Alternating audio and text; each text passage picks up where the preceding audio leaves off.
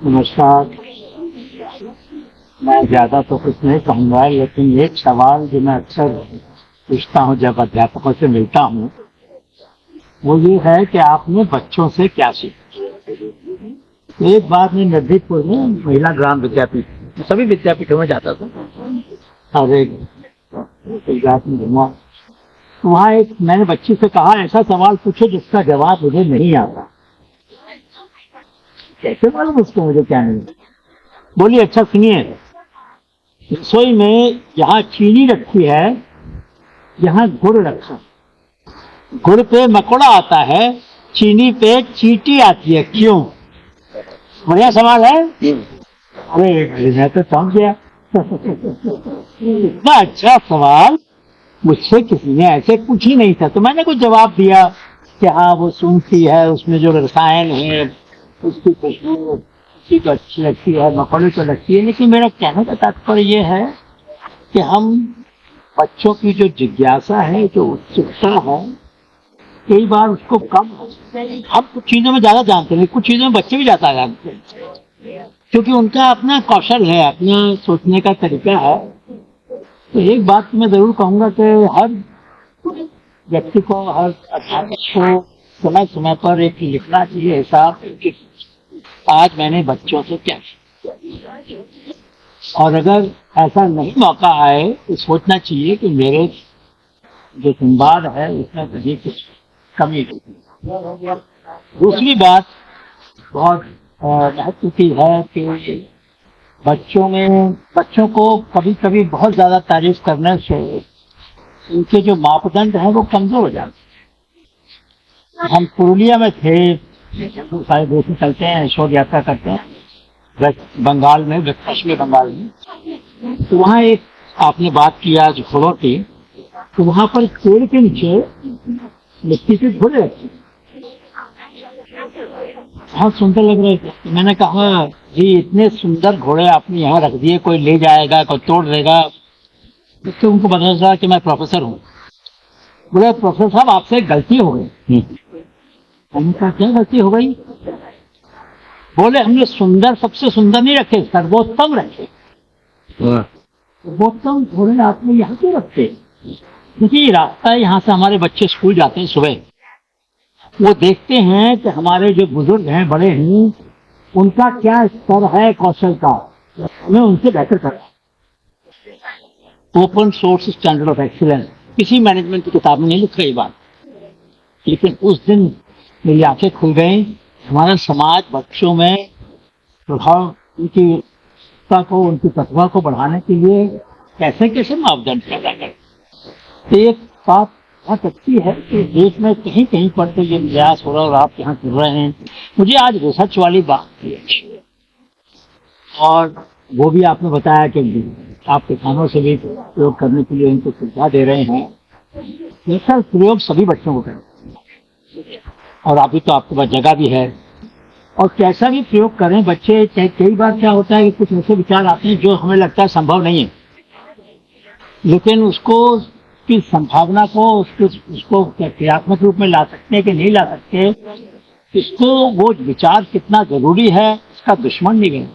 मतलब कि अगर विचार असंभव भी है तो सुनना तो चाहिए। इतनी ऊंची बात सोच ली, इनका कम है।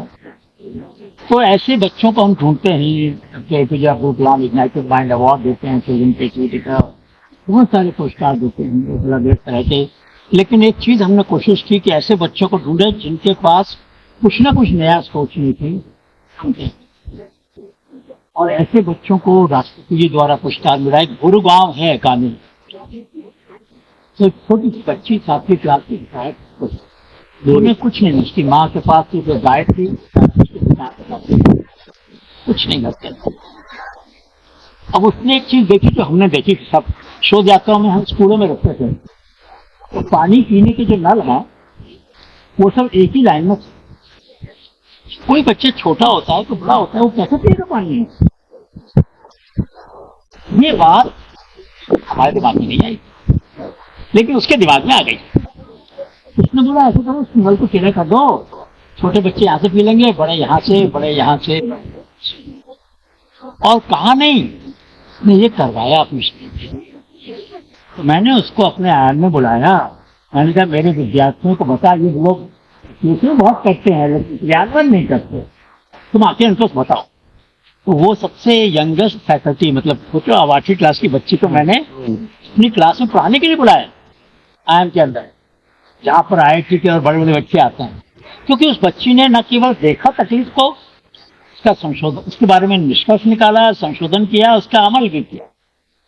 उसको फिर मौका मिला डॉक्टर कलाम से मिलने का राम भारती में, और कौन बनेगा करोड़पति में गई हूँ, और श्री प्रणब मुखर्जी से पुरस्कार मिला उस बच्ची को। तो मतलब ऐसी प्रतिमाएं गांव गांव में छुपी हुई। मुझे बड़ा अच्छा लगा जब आपने तपोवन के बारे में बताया। तो ये जो प्रयास है, इसमें हमें बस थोड़ा सा और कोशिश ये करनी है कि बच्चों के विचारों को कैसे ऊपर ले, कैसे उनके अंदर ऐसी चीजों के कल्पना करने की क्षमता पैदा करें जो आज तक हुई नहीं है। मैं हर गांव में जाता हूं तो लोगों से पूछता हूं, ऐसे बच्चे ऐसी चीज बताओ जिसकी कमी है लेकिन जो अभी तक बनी नहीं, कि हमारे अंदर थोड़ा असंतोष पैदा हो कि हमारे समाज को, हमारे देश को, हमारे दुनिया को बेहतर बनाएंगे। कैसे बनाएंगे? तो एक बच्ची बोली, 8वीं क्लास की थी, शालिनी, पटना में वॉकर होता है जिसको पकड़ के चलते हैं हम लोग। मेरी पत्नी साधना भी पकड़ के चलती थी, लेकिन मेरे दिमाग में ये बात नहीं है। वो बोले कि वॉकर जो है मेरे दादा चलाते लेके चलते हैं, लेकिन वो सीढ़ियों पर नहीं चलते। आपने देखा होगा कि वॉकर जो वॉकर है वो तो पैर तो बोले उसके आगे के पैर जरा फ्लेक्सिबल नहीं हो सकते, कहीं छोटे हो जाएं। उसने बनाया कुछ नहीं, 2 लाइन कागज पे लिख के भेजी। उसने बनवाया उसको, जब ऊपर चढ़ेंगे तो आगे के पैर छोटे हो जाएंगे, नीचे आएंगे तो पैर बड़े हो जाएंगे। ऐसा वॉकर दुनिया में कहीं नहीं हो, ना अमेरिका में, ना जापान में, ना यूरोप में। मतलब हमारे बच्चे दुनिया भर की समस्याएं हल कर सकते हैं, खाली हमारे अपने घर की, अपने गांव की, अपने देश की ये संभावना है। हमारे पास बहुत सारे उदाहरण, कभी समय मिलेगा फिर से बात करेंगे। आज ज्यादा समय नहीं लूंगा, लेकिन इतना जरूर कहूंगा कि बच्चों की जो छुपी हुई प्रतिभा है, उनमें जो सोचने की क्षमता है और प्रेरणाशील है, इसको हमें बाहर लाना है। और उसके लिए जितने भी प्रयास, जितना भी सहयोग हम लोगों से चाहिए होगा, पूरा आपको आश्वस्त करता हूँ कि मिलेगा। ऐसे बच्चों को मैं बुलाऊंगा भी मेरे साथ, आप उनको भेजिए मेरे पास रहें मेरे घर पर, क्योंकि मेरे पास 5-6 हज़ार 7,000 किताबें, पढ़ने वाला नहीं मिलता मुझे कुछ। तो उन बच्चों को बोलूंगा देखो थोड़ा किताबों को जो तुम्हारे समझ में आए, नहीं समझ में आए, कोई फोटो अच्छी लगे तो पूछो। क्योंकि अपने बच्चों को वो समाज देना है, वो जगह देनी है कि जहाँ पर उनको पता चले कि सिर्फ उनकी प्रतिभा के आधार पर वो आगे जा सकता है, और कुछ नहीं चाहिए, कोई कनेक्शन नहीं चाहिए, कोई जानकारी नहीं चाहिए, कोई रिश्तेदारी नहीं चाहिए, सिर्फ प्रतिभा के बल पर आगे जाए। ऐसा समाज बने हमारा जो प्रतिभा के आधार पर व्यक्ति को बढ़ने का मौका दे, न तो किसी कनेक्शन के कारण, किसी संबंधों के कारण। ऐसा समाज बनने ना वो जब ही बनेगा जब बच्चों को मौका मिलेगा और वो देखेंगे अपने जीवन में कि सिर्फ उनके विचारों की वजह से उनको और लोगों से मिलने का मौका मिला, जगह जगह जाने का मौका मिला। अंत में 4 शब्द जरूर कहूंगा जो हमेशा कहता हूं। पहला शब्द है उत्सुकता। उत्सुकता की कोई सीमा नहीं, छोटी से छोटी, बड़ी से बड़ी बात की जिज्ञासा मन में आती है।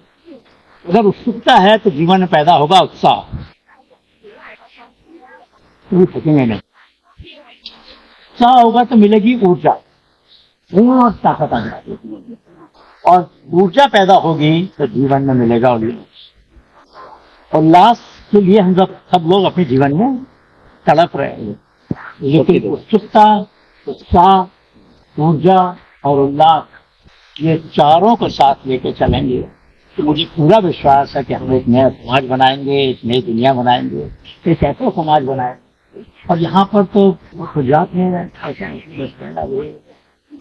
शिक्षा के अंदर और प्रयास हुए और लोग पन्नालाल जी उपन्यास लिखते थे खेत के अंदर बैठ के, मकान पे बैठ के, और चिड़ियों को भगाते थे और साथ में साहित्य लिखते थे। मैंने उनके उपन्यास पढ़े हैं। तो ऐसे ऐसे हमारे यहाँ विद्वान हुए हैं कि जैसा कोई सीमा नहीं, पूरे देश में हुए ऐसे विद्वान।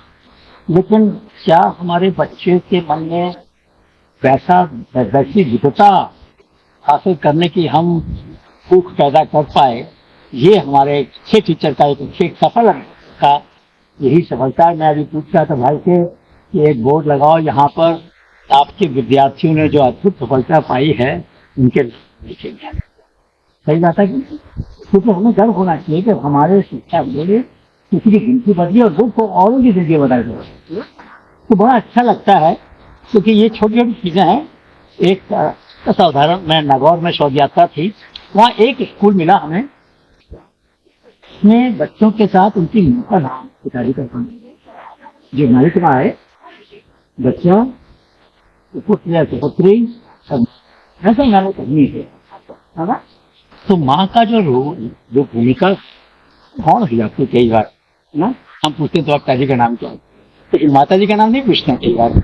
तो हमें बच्चों के अंदर ये भी भावना डालनी चाहिए कि माँ या पिता या भाई या बहन सबके लिए जो आदर भाव से वो होना चाहिए। हमारे यहाँ महिलाओं की स्थिति उतनी अच्छी नहीं है जितनी होनी चाहिए एक सभ्य समाज के अंदर, लेकिन ये कारण कमी हमारी है ना, क्योंकि शिक्षक कहते हैं good artisan does not blame his tool. शिक्षक अपनी बच्चे की कमी नहीं निकाल सकता, बच्चे तो मोम हैं, इनको जैसे ढालेंगे वैसे ढल जाएंगे। तो मुझे बहुत खुशी हुई यहाँ आकर, और सबका बहुत बहुत आभार, अभिनंदन। और आप इतना अच्छा काम कर रहे हैं, इसको और सुंदर बनाइए। भगवान आपको खुश